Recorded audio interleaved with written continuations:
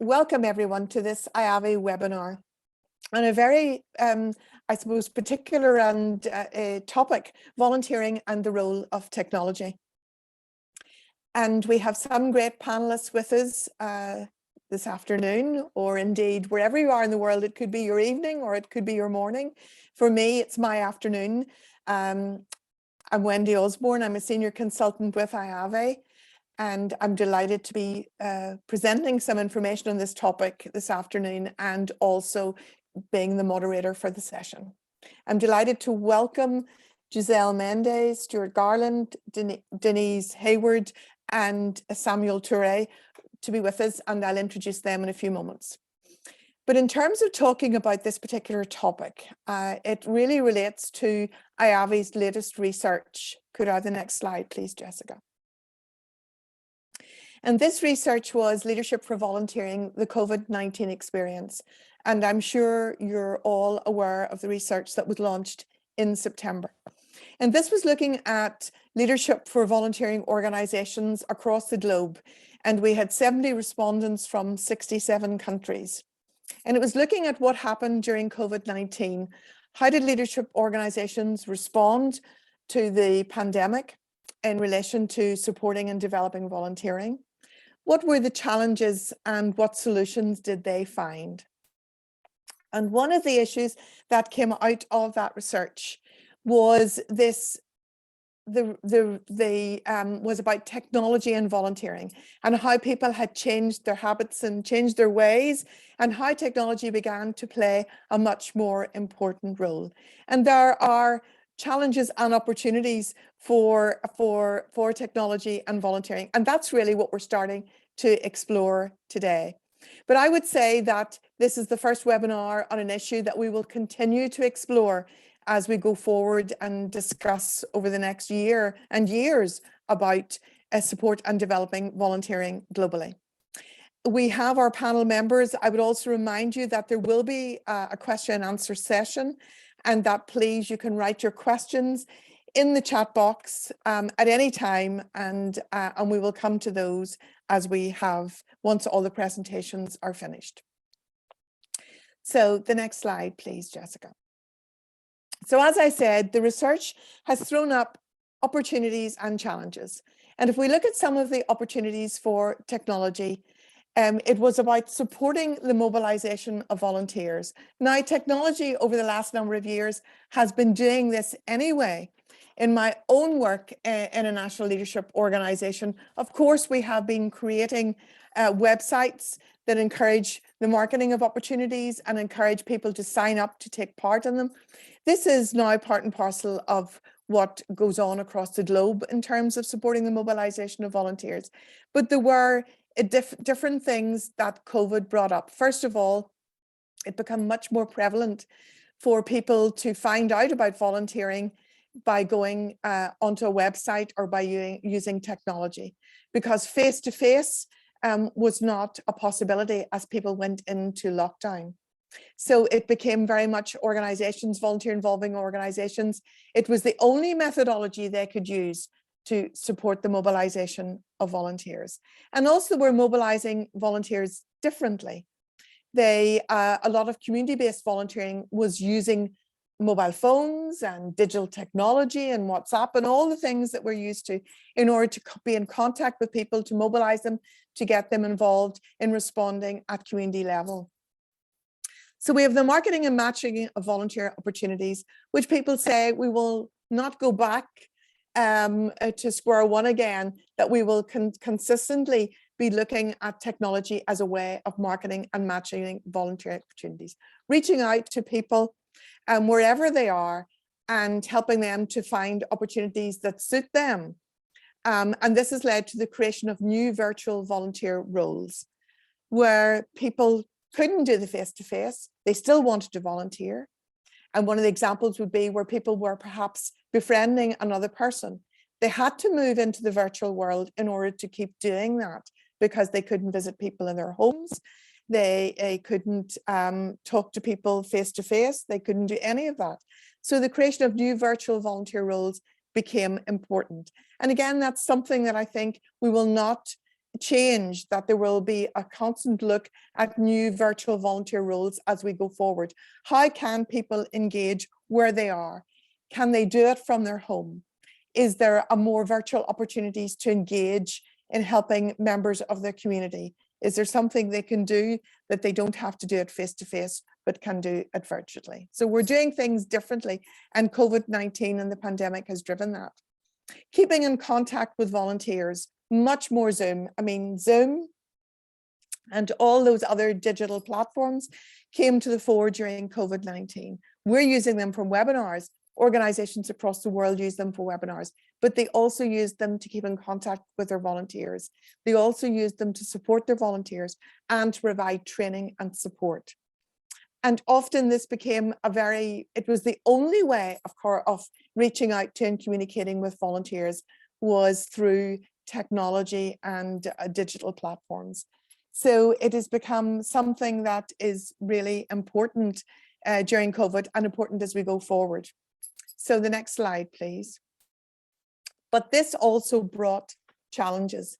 Now, 2 years ago, IAVE produced a briefing paper called Volunteering in the Digital World, Extending the Power of Volunteering Through New Technologies, and you'll find it on our website. And it was an in-depth look before COVID about how technology was starting to shape the world of volunteering. And I would encourage you to go on the website and look at that alongside reading the IAVE research. But the challenges of technology are inequality in digital access. This has clearly been showed through research. It's a digital divide.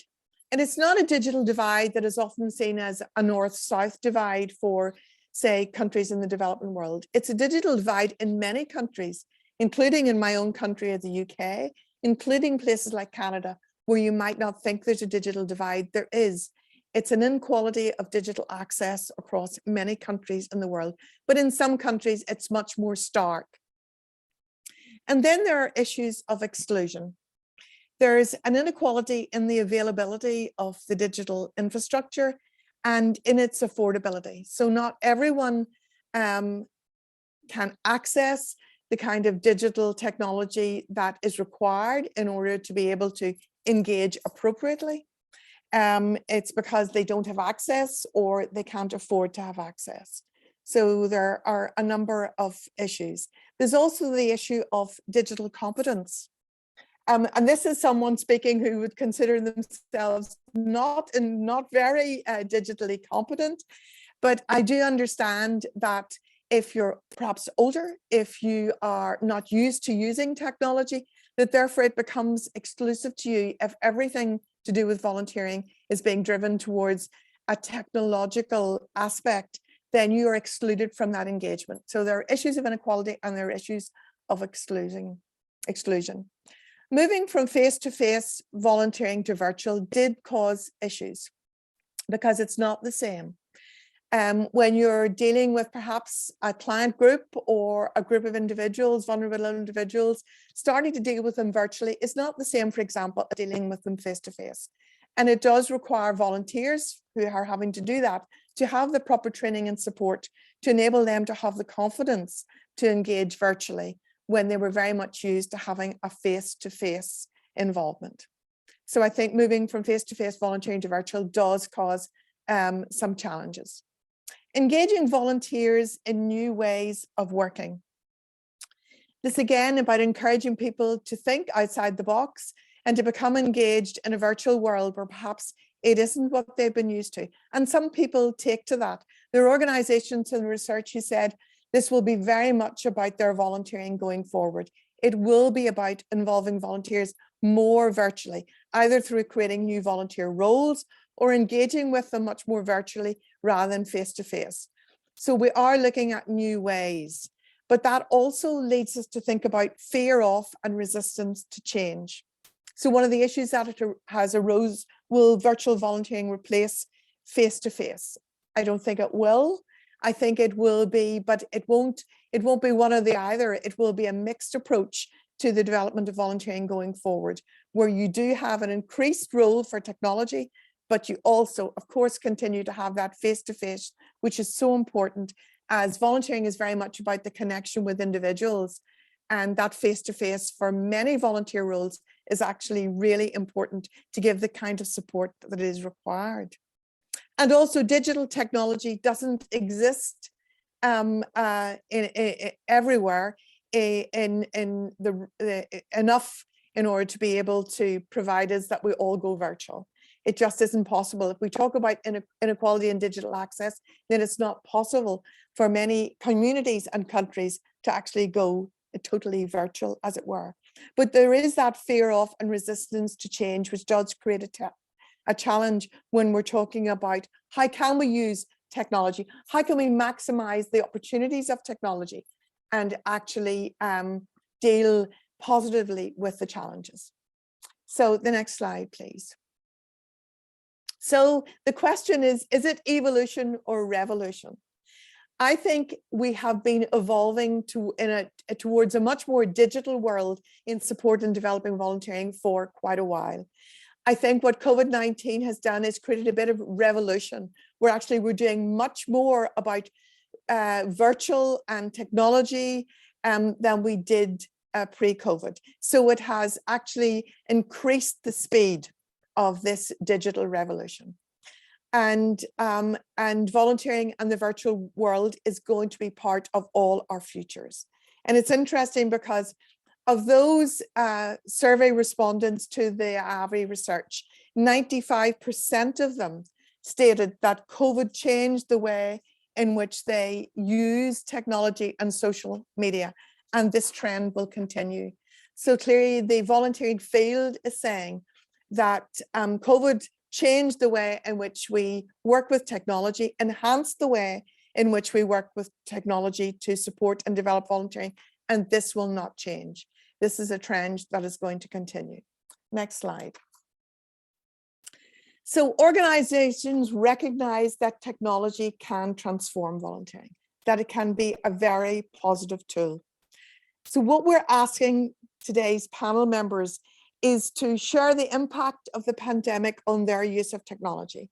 This is very much about looking at the practical aspect of what happened, but also asking what this means for their future support and development of volunteering. What does this mean for the future of volunteering? And I think, as I said, this is the start of a conversation about digital technology and volunteering, and one which we will continue. So I'm delighted now to introduce our panel members.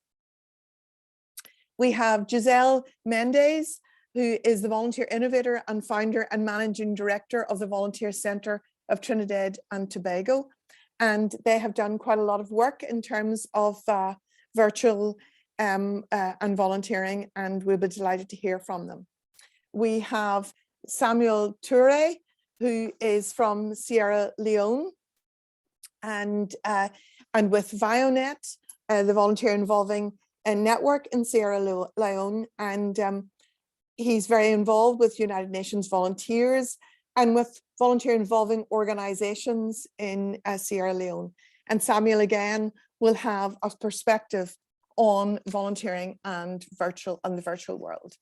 And then we have Denise Hayward from Northern Ireland, from CEO of Volunteer Now, and Stuart Garland, who's the training and programs manager with Volunteer Ireland. And it's interesting because Denise and Stuart have joined forces together. They are both involved in the island of Ireland, and they have joined forces together to look at the issues in relation to what do you need to do to provide support to people and to organizations to help them positively engage with this virtual and volunteering, and how we can maximize the opportunities. And they're embarking on in partnership on a project together. So it'll be interesting to hear from them their perspective on what they'll be doing in the future. So we have a really good lineup of speakers and panel members, and I'll just ask now, we'll move now straight through to Giselle, who will make the first presentation.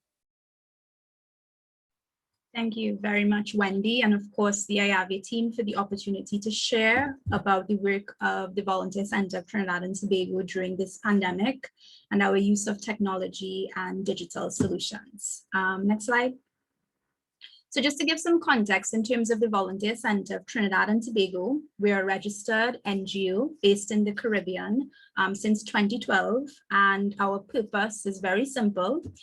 So we exist to create a culture of care that places people at the heart of positive change. The model that we use at VCTT is we curate custom-built interventions that support the Sustainable Development Goals, and we mobilize skilled volunteers towards those opportunities. Next slide. We have 4 key flagship projects under our wing. The first is the Me2We mentorship program. Pre-COVID, this was being launched as an in-person after-school program. And due to COVID, this was completely transformed into an online mentorship program, hence the eMentorship program. Our second flagship project, which I'm also going to speak about, is the development of a mentorship platform that was cemented due to the success towards our program outcomes from the Me2We eMentorship program, right? The third initiative under our banner is the Grown in East Port of Spain initiative, which focuses on food security and livelihood development in a highly vulnerable community of East Port of Spain in Trinidad and Tobago. And the fourth initiative is the Caribbean Volunteer Exchange Network. From last year to this year into next year, there's the 3 initiatives where we've really seek to leverage technology, the Me2We eMentorship program, the development of the mentorship platform, and the Grown in East Port of Spain initiative with mixed success.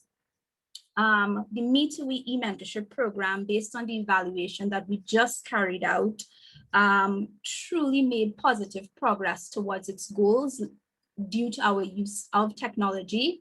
But in terms of the Grown in East Port of Spain initiative, we experienced some challenges on that regard, and I'll explain and give a bit more context. Next slide, please.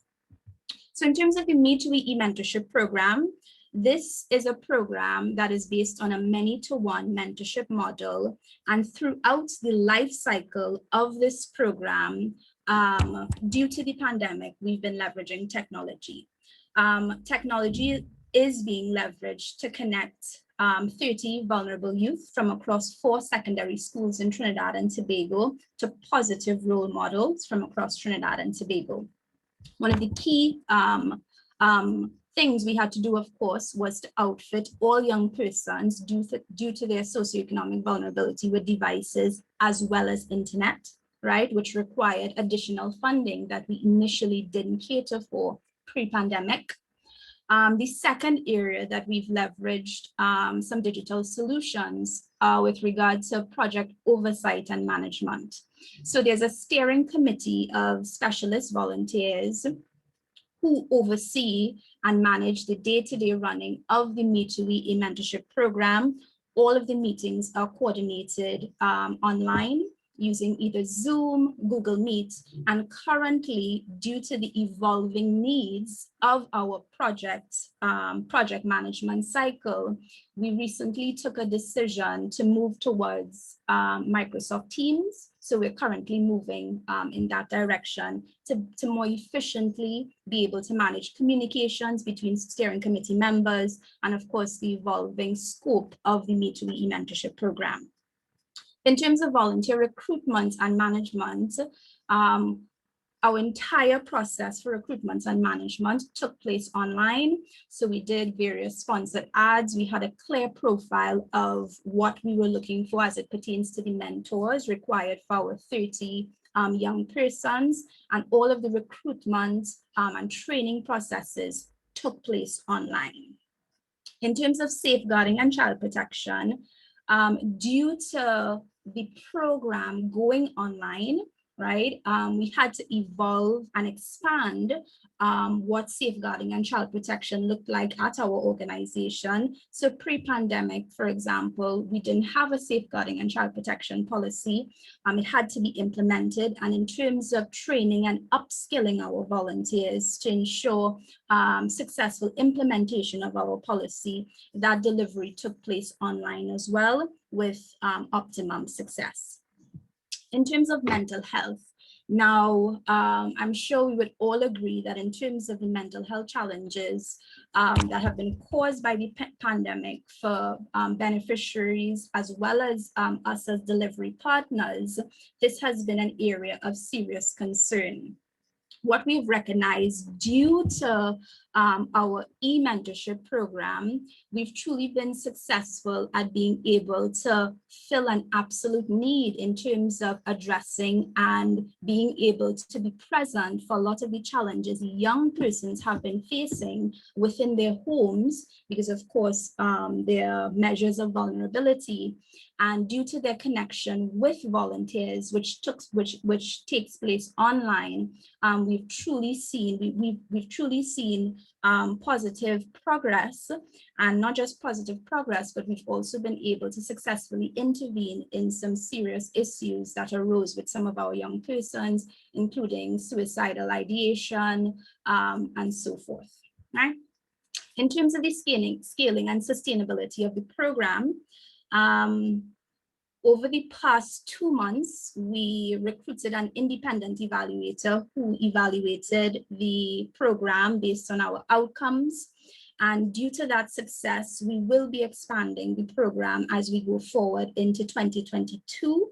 And a key part of our scaling strategy now includes the establishment of the mentorship platform, right, which wasn't in place last year. So we're actually developing a platform, a mentorship platform indigenous to Trinidad and Tobago that we will be leveraging not only for our purposes as it pertains to connecting young persons with positive mentors, but also other organizations who have similar mandates or missions as it pertains to mentorship. They will also be able to leverage this tool as it will hold a business-to-business model, right?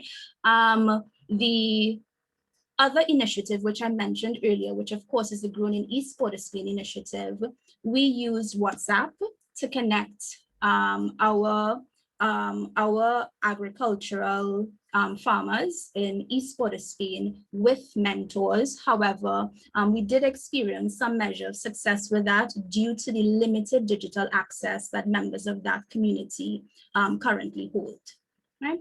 So next slide.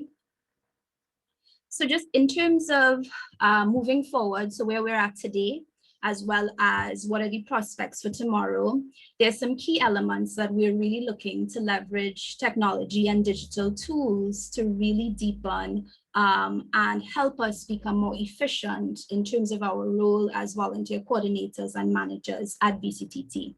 One of the key aspects we're looking to leverage technology in a deeper way is with regards to project management and administration. We've been exploring several tools which are available to see which would match the needs of our organization as well as the project needs. And as mentioned before, Microsoft Team is one of the, has been confirmed, and we will be progressing with that. In terms of monitoring and evaluation, this is another area we're looking to assess how technology can really help us understand and evaluate our progress towards our program outcomes. One of the key things that we didn't get to do due to the pandemic is with the recording of mentorship sessions between volunteers and mentors. Our intent was to work with a consultant who we had a meeting with to transcribe all those sessions and really assess the progress via the words, right, of the mentees who were part of the session, their progress towards the program outcomes. So monitoring and evaluation, a key area as well. And of course, scaling and sustainability, another key aspect where we'll be leveraging the mentorship platform, and the development of this platform is underway. Remote work, our entire work structure at VCTT is remote. It was remote pre-pandemic, and now it has been cemented as being remote. And of course, data collection, linking to the monitoring and evaluation of our programs will also be another area of that we are paying deeper focus in terms of leveraging technology and its use and value to our programs and the outcomes that we are seeking. Next slide. So I think that's my time there. So very quickly, of course, if anybody's interested in getting in touch with VCTT and understanding more of the work that we do, these are our contact details. That's it. Thank you. Thank you, Giselle. We'll now move to Samuel. And can I encourage people to put in your questions, please, in the Q&A box. Thank you, Wendy. Thanks to IAVE. Thanks everyone for joining the session. Of course, our experience and this course, we'll look at our intervention at the COVID-19. That's where we're able to look at the use of technology because we have been practicing the traditional form of volunteering for too long. So what you get is what we do during the COVID and how do we involve technology in our interventions into it. So please, next slide, please. So you get a bit background about what we do, what is VIONet and our mission and vision, and then we'll take you to our COVID intervention. How do we get it? How do we involve online volunteering, involve and as well as sharing with you what are some of the success and challenges that we encounter whilst engaging in online intervention. Next slide, please. So this is a brief background of what VIONet is, and we are formed by VSO and co-founded by United Nations volunteers, and our main aim is to provide a platform for collective and coordinated answers to volunteering, a joint initiative where we can exchange information and experience. This is a network, it's not a one organization, it's a collaboration of different organizations. That's inclusive of both governments, private sector, NGOs, and the community. So that's why we call it a network. Next slide, please. So our COVID-19 intervention, we're looking at key areas like awareness raising in remote communities. And we choose remote communities because we thought that when disaster happened from previous experience, remote communities are most of the time left behind. They are last to reach information, and sometimes when it gets there, it gets worse because they lack the information, they lack the education about how they could prevent themselves. So we actually intervene in those areas. But how did we get there?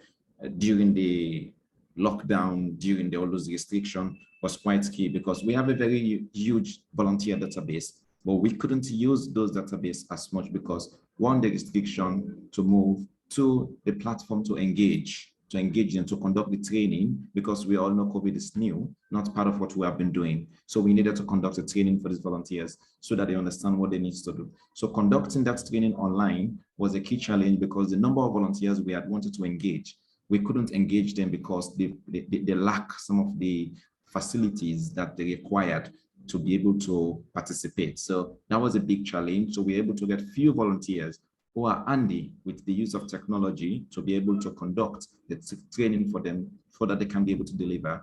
As you have seen in different communities and the number of volunteers are able to engage. So out of a number of 300 volunteers, we are only able to get 130 volunteers across the countries who are able to reach out to different communities. And then you have the fake news where we thought that community had already their own pre-mindset because one, communities within the Western region that have got enough information do not believe, and then it takes a lot of information from social media that actually hinders the fight against COVID. So we're able to get people of trusted communities, people within their communities to be champion of fake news. We train them, we give them sources to where they can get live information, through one that they can be able to engage within the communities. And then we have the establishment of local community response team, where we needed to localize the intervention, where communities people, we do not, because we cannot move with volunteers, the few of us that we are given passes to travel around in collaboration with the government, we had to re-strategize to establish online training for the few that we are able to reach, and then they established local response team in their various communities that were able to do the intervention based on the government measures and the preventive measure from WHO and the government. And then we also paid on radio discussion for these volunteers. Sometimes we have people online to be able to answer questions, talk to people, and then have the jingle. So the jingle we're looking at is that it has to be in a local language where the people will understand, because when we go to some communities, they don't speak the same language. Language barrier was a problem. So the jingles were produced in a various local language in order to harness a better understanding and collaboration. Then we're looking at the distribution of face masks. How that's going to be done was another key challenge, to be able to move with all of these things across. So we needed to do the design. Everything has to be done online, and then we have to send it there. And then these guys within their various region had to do the printing and then distribute, which was a bit of a challenge to get it done from their end, because technology, accessing it in those areas to print and those stuff was a big challenge. Then we established a hand washing station where the government collaborated with us to transport them to the various communities. We're able to reach out to about 35 communities within the counties, remote communities within the counties. The next slide, please. And then we're looking at going into in-depth on online volunteering. It's one of the big challenge that we encounter, because it's looking at it, it's quite new to our engagements, and because the structures that is required to do online volunteering has been a very huge challenge to us, which is lacked by the very volunteers and the very institution itself.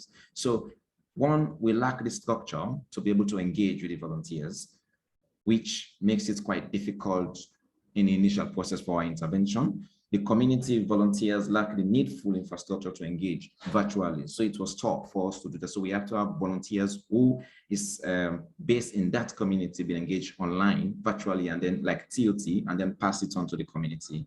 And then we have the other aspect we should look at is there is little or no capacity on the use of online platform. This is key, and this has been affecting our engagements.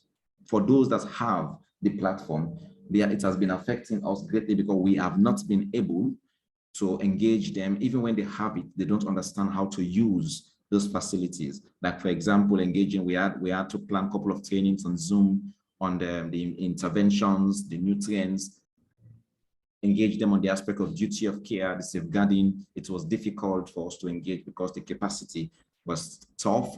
They lack the having access, like maybe a data bundle to be online. It's also been difficult. Maybe the location where they are coverage problem, it's also difficult to engage.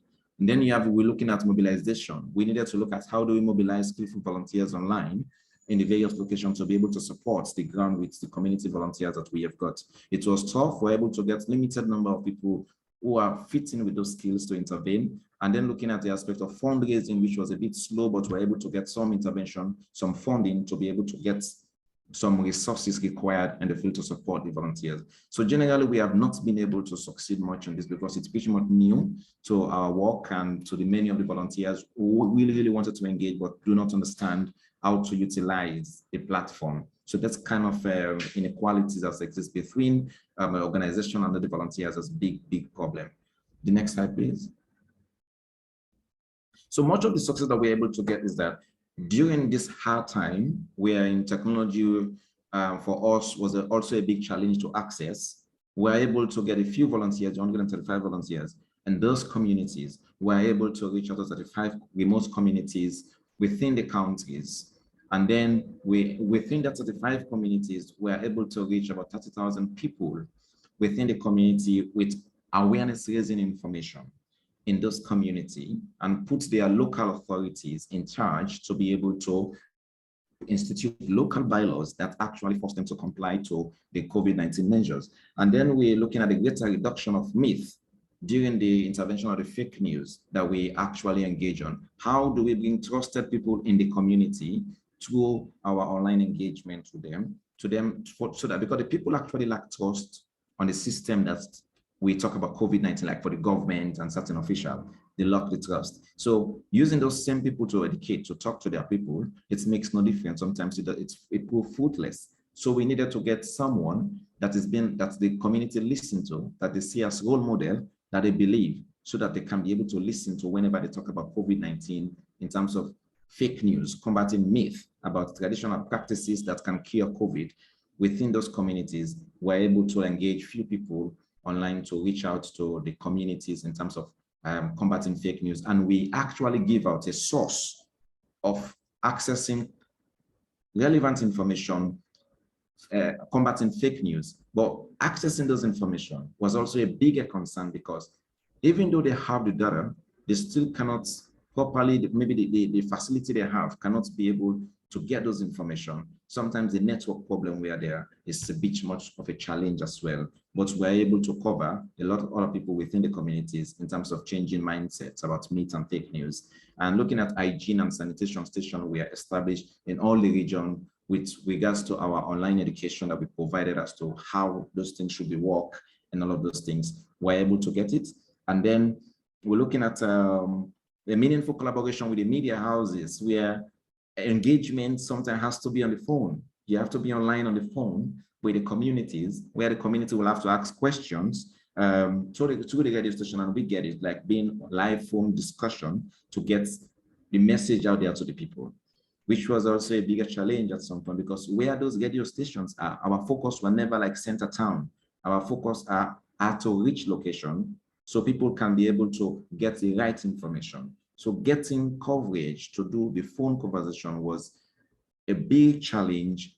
So we're able to get a little much of a success in that, but people were able to benefit, those who are able to participate. And then we're looking at the government recognition of volunteers at that moment, because the collaboration that we have with governments was looking at how do we ease or give passes to volunteers to be able to intervene. But the government itself has some challenge when it comes to providing the structure, like the online, the technology, to be able to engage further. It was a challenge, but we're able to get recognition for volunteers and their contribution in emergency response. So when we had the engagement, the virtual discussion with the government at some point, that was actually something they brought it up. And we are happy about it because a platform has been created for that to recognize the volunteers. And then some of the challenges that we encounter is that the limited resource mobilization due to the restriction, we could not mobilize. So when we use the online fundraising, all of these things to get our work going, it was a bit very slow, and we couldn't get as much as we want to be able to intervene as much as we intended to. And then we have a small number of volunteers who are engaged. This is because many of them could not participate in the online platform to get the training, because if you don't get the training, we definitely cannot allow you to go on the intervention, because we need to position you to be able to deliver. So many of them were not able to participate.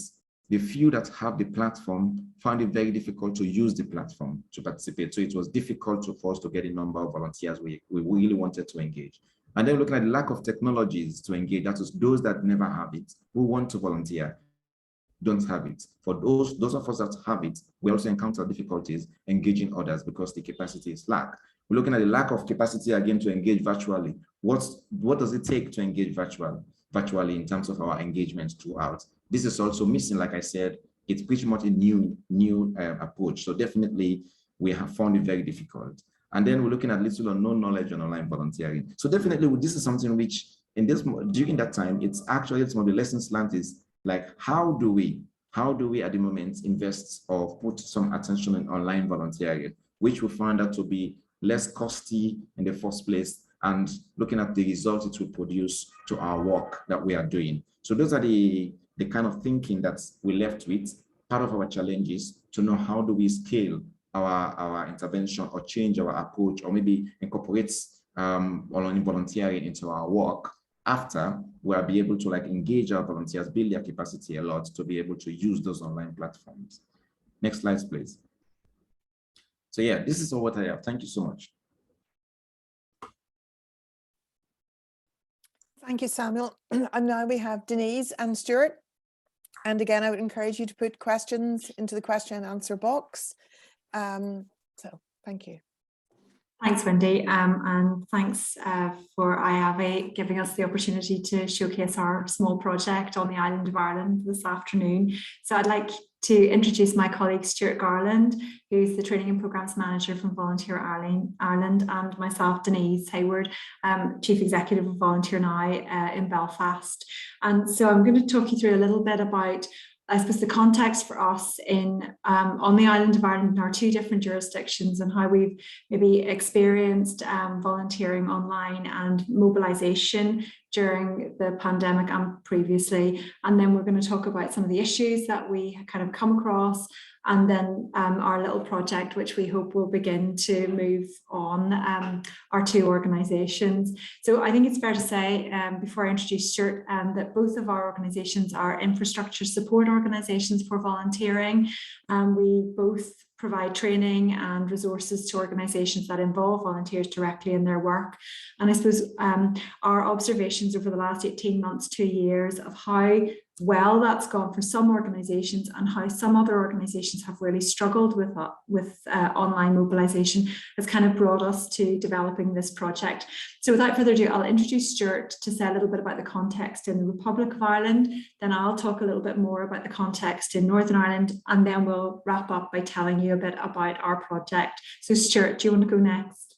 Great, thanks a lot, Denise. So very quickly to introduce, I suppose, to some of the issues that we've had in the Republic of Ireland, and I think a lot of countries have probably seen this, is the challenge has been for organisations to make that shift to virtual volunteering. I think what we've all got to realise is there are some amazing platforms and tools that are out there that organisations can use, and what we've realised during the pandemic is that those can be used for good, and technology can be used for good.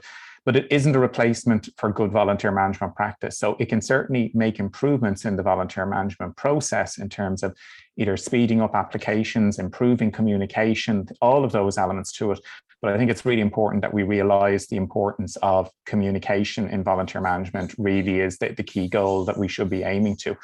Probably we've seen in the Republic, and I think elsewhere, we've probably seen that a lot of these things have been coming. Virtual volunteering isn't a new thing. It's been around for a long, long time, dates back to whichever story you want to take on it, either to the early 1970s or to 1995 in terms of the first virtual roles being online. So it's maybe one of the good things of the pandemic is it's pushed us into doing things. I know here we would have had a lot of resistance towards doing things online, and we've been able to reach a much broader range of people around the country who would have been possibly had the challenges in terms of connecting remotely to the programs that were being delivered by some of our organizations, but have made that shift. And again, as Wendy was saying earlier, that doesn't mean that we're doing absolutely fantastic. We have to realize that there is that digital divide there. We are leaving people a little bit behind, and we want to make sure that we engage everyone. So while those digital connection pieces are there, it's important that we realize what works for us might be different in Ireland than it might be to Canada, that it might be to Trinidad and Tobago. It's going to be different in different places. So very much, I think the thing and what we want to do in this, I suppose, is to bring our organizations, both in Northern Ireland and in the Republic of Ireland, on a journey to see what works for them, what doesn't work for them. And because one thing works for one country doesn't work for another. And as Giselle was mentioned, even something as simple as WhatsApp. Some countries have absolutely no problem in using WhatsApp, and it's a great tool. For other countries, it's quite challenging in terms of the data protection issues that are in it. So that's a little bit of background. I'm going to hand you back now to Denise. Thanks, Stuart. Can we have the next slide, please? So in Northern Ireland, our context is similar. We've had a good engagement, I think, with online promotion of volunteering opportunities and some online opportunities themselves over the last number of years. We in Volunteer Now, for example, have been using very successfully the Better Impact platform to mobilise our events volunteers probably since 2012. And we've had a really great experience with that, and it's been a combination of the online world meeting the face-to-face world and the mixture of both of those things, which I think has brought us really good long-term engagement through that platform. What we've observed through the research through the pandemic is that we all, I think, saw a massive surge of people come forward through online platforms wanting to volunteer, and many of those people did not get involved, did not end up with an opportunity. What we've seen in tracing our engagement here in Northern Ireland and across the UK is that we were seeing different age groups using those online platforms, whereas previously it would have been under 30s in the main using those platforms, and not exclusively, but in the main, we were seeing age groups right the way through to sort of 50s, 60s, so a very much wider range of people, and those people have maintained interest and connection with the platforms even after that initial surge of interest had passed. What we also saw was that organisations in that first wave of the pandemic for us in the UK were not great at engaging people, but became much better and much sharper at it in the second wave of the pandemic, which is also interesting because it just shows that with a bit of support and engagement, people have been able to learn. We've also struggled with kind of word of mouth being the major recruitment tool for volunteering, and there is always that kind of innate concern or suspicion about people who come through websites. There's the kind of definite anxiety about that, and organisations still not certain that they can engage those people in a meaningful way. So I suppose we felt, I was thinking about the title today, you know, about organisations recognising that volunteering, that technology can transform volunteering. I think not all organisations recognise that. I think we're in different stages of recognition. And I suppose what we wanted to do through our project was to try and showcase some of the best examples of what could be there, but also to provide that support to enable people to ask the questions that they wanted to ask and to think about what it might mean for them. I mean, some of the barriers that we've seen to engagement, I think probably both north and south of the border, was that there was just a lack of awareness about what the tools were. There almost at times seemed too many choices on the market. People didn't know how to make a decision between one platform and another and what it would mean for them. And then it's like anything, when you take on a new technology system, there's always work in setting it up and getting your systems to match in with it and making sure that everybody's familiar with it. And sometimes that mountain can seem too big to climb. So can we have the next slide? So earlier in the year, Stuart and I applied for a little bit of money through the All Ireland Fund, which is a peace building fund to support dialogue and community relations building on the island of Ireland. And our ambition for this project is that it will start us on a journey of building an all-island learning network around volunteer management. So we'll see how successful we are. That will totally depend on the use of technology, because even though we're a small island, people will not regularly be able to come together, particularly in the current climate. So we do feel that there is an ambition for this project, but we're at the very early stages. Stuart's going to say a little bit now just about the webinars that we're planning. Yeah, so thanks, Denise. And so the webinars, I suppose we want to not just them to be a webinar that you go to and you walk away from it and you say either that was really, really good or nah, that was okay. We really want to bring people on a journey. And the idea is with those 3 webinars that we'll share the experiences of organizations and what they've done, and we'll be encouraging people to go on a little bit of a journey themselves. So by the time we come around to our face-to-face networking session later next year, that people will be coming back and talking about their experiences. And it's not just all about the positives of this worked really well for us. We also want to explore what doesn't work so well, or the barriers that might be there, or people are finding the challenge because there was 10 steps that they had to go through to register to be on this particular platform, or they found this one particularly useful. So we're going to look at both the tools, but the other organizations that have used those tools. But as I said earlier, it is really about framing it in the context of volunteer management, and that human connection can't be taken away. I know of no app that can replace that. So it's important that we remember that in all of these things of going, it can make the experience a lot better for the volunteer. It can make life a lot easier for the volunteer manager in terms of managing the volunteers and giving that freedom out to the volunteers to control their profiles and what they're going to be volunteering at. But I think like everything right now, globally, I think that the situation is, and people in the past would have talked about different countries having really good volunteering infrastructure or not having such good infrastructure, in that when a pandemic really has plateaued and sort of put us all in terms of volunteer management on a same level of going, it makes no difference because we're all in a pandemic at the moment. So we've got as much to learn from countries that are on the other side of the world, or even for us to learn from our colleagues in Northern Ireland and vice versa too as well. So I think that's the important piece for us is listening to what other people are doing, learning from those and sharing those experiences. So that's it, Denise, unless you have something to add. No, just to say our project's kicking off in January and we'll be wrapping up with our face-to-face networking session probably next autumn. So we look forward to linking in with IAVE as we go on our journey over the next few months and maybe being able to share learning later on in the year. So thank you very much. Thank you everyone. Now I'd invite everyone to join us for the discussion.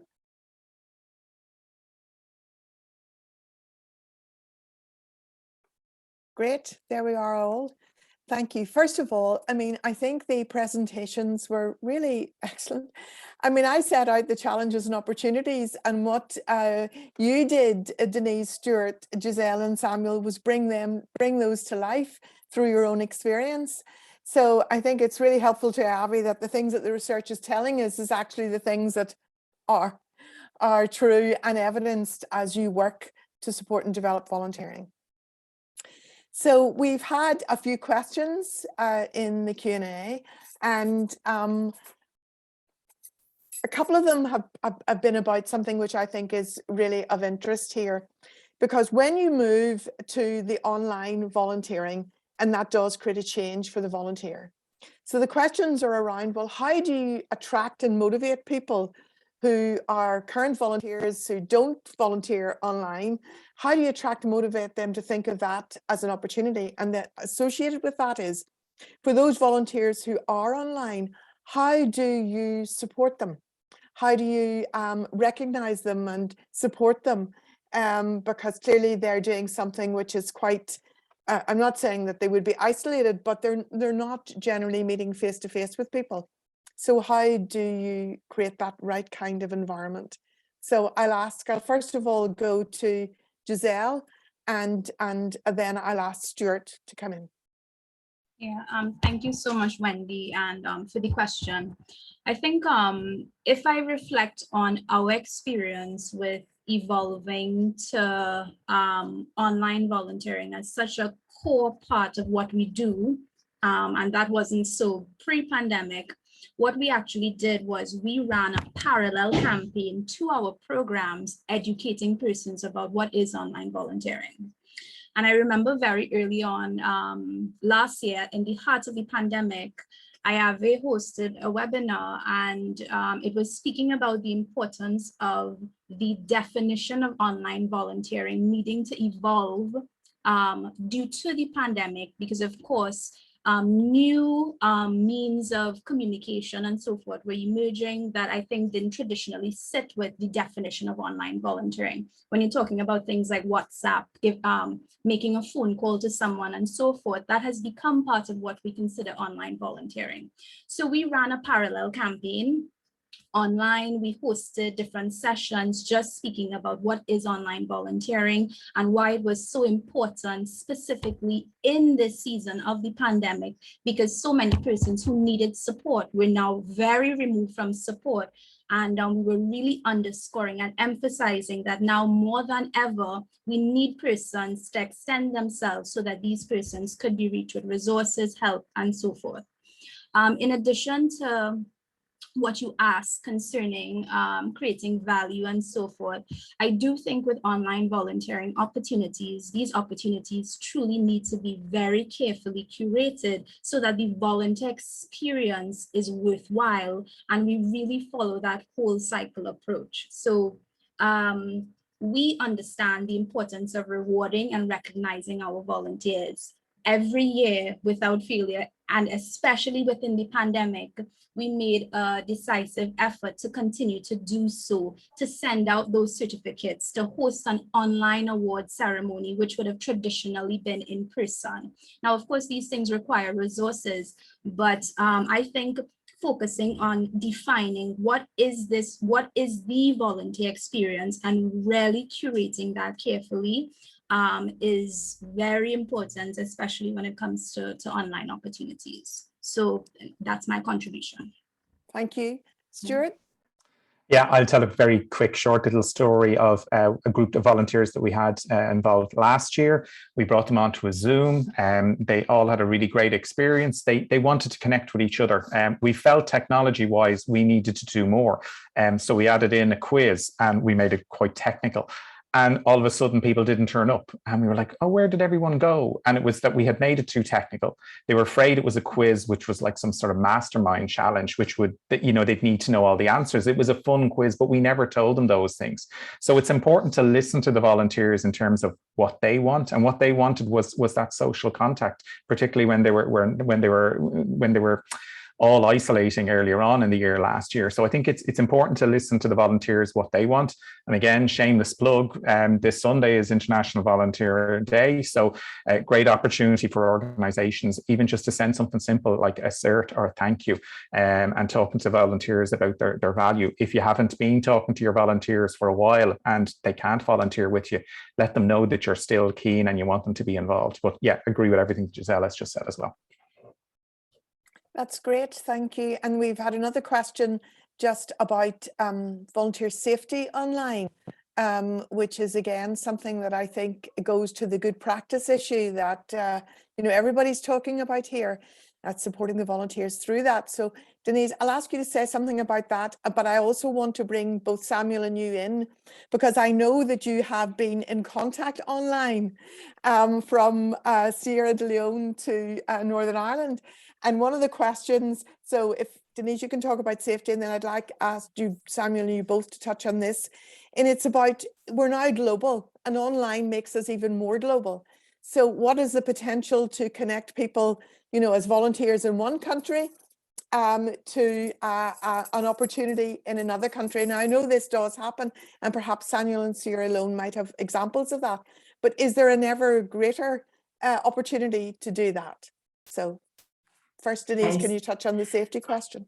Yeah, so I suppose, I mean, it's just picking up on what we've been saying, you know, just because you're online doesn't mean that a lot of the things that apply in the normal everyday don't apply in this context. So, I mean, for us in Northern Irish context, you would still be looking at the role, you would still be thinking, you know, what are the risks around this role? What are the opportunities around this role? What do we need to make sure that everybody's safe? You'd still be looking at your basic reference checks, your criminal record checks, if the role required them. So, I mean, I do think it is different in the sense that you're doing things online, but it's not different in the sense that you sort of set safety to one side. Far from it. I mean, I actually think Giselle made a brilliant point. For me, it's actually more important that you're doing all of that kind of good practice online, because people forgive you a bit if they get to know you and they have a bit of a relationship with you in a day-to-day face-to-face volunteering situation. They have that rapport, and that can sometimes take you through maybe not being, I think, I'm reflecting back on a piece of research that was done a number of years ago that, you know, that first few months when people get to know you as a new volunteer coming in face-to-face into an organization are really pivotal, because once they get past that and they've built relationships of their own, what you do is probably slightly less important. Online, that's even more so, because you're always on your best behavior at the beginning because you haven't got that opportunity to build rapport. So you need to work extra hard, I think, at the kind of good practice and making sure people feel welcome and listening and communication, all of the things that we would normally say. So I suppose for me, that's even more important, and the safety is a big part of that and a big part of that aspect. I know, shameless plug as well, sure, we are running training on online safety. So have a look at the Volunteer Now website, because it's there and you can access it 24 hours a day. I suppose for me, the mentoring relationship with Samuel over the last number of months has been fantastic. I mean, we finished it now, but it was in the early part of the year, and it was a brilliant opportunity to get to know someone and to hear about the sort of struggles from a different perspective. But what struck me at the time was how similar some of the issues were that we were dealing with, maybe on a different scale or in a different way, but there was lots of things that we learned from each other. And I think, yes, is the answer to that question. There are opportunities to volunteer in different ways across the world. Doesn't mean that you won't still do the stuff that you've always done in your kind of local community as well, but it's fantastic to have those opportunities opened up. Okay, thank you, Samuel. What about your experience of not necessarily having a volunteer opportunity with Denise, but this business about, you know, perhaps in Sierra Leone being able to recruit people from across the globe who can help you in your particular circumstances? Yes, I think it's quite sensitive when we're looking at online, and I think we started experience that when we do our mobilization virtually. One, to looking at the safety, what's the reality behind this one, and then someone has to be in a kind of like you're a bit scared to be sure whether is this real or is this sort of a scam that is coming in. So there's a lot of fear, but we at some point. Reputation is key in some of this. When we recruit online, when you see perhaps the logo, you know, oh, this is credible, it's coming from this institution, that is it. But the key thing that I would want to share my experience doing these things online has been how I've been able to navigate my experience that I have got with the ones that I've been doing online. So when you do online, the engagement, the diversity in terms of how things is being done from your end and how things is being done from another end, and the kind of the synergies, how do you create the synergies, the learning points to connect? I think it's something which I've been able to help me a lot to look at, to learn new approach and to be able to go in depth, to be able to like you explore and then you're able to like practice and bring it back home to use it. So the online volunteering has been very much helpful of late to our work, as much as we have not been able too much to pass it on because of the infrastructure that we lack.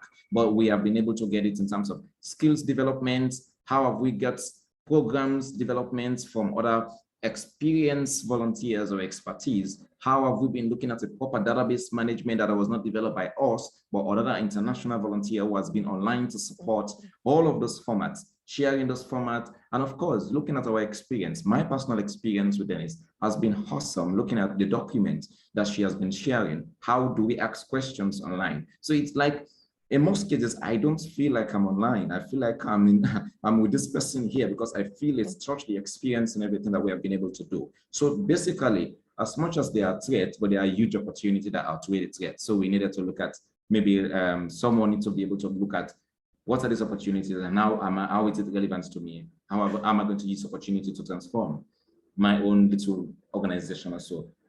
Definitely. So they are kind of a mixed feeling, but I think there are more opportunities on online volunteering and the skills there are huge. And you have a longer time to engage than when you meet in person, you know. So those are the kind of benefits I can say from my experience. Okay, thank you.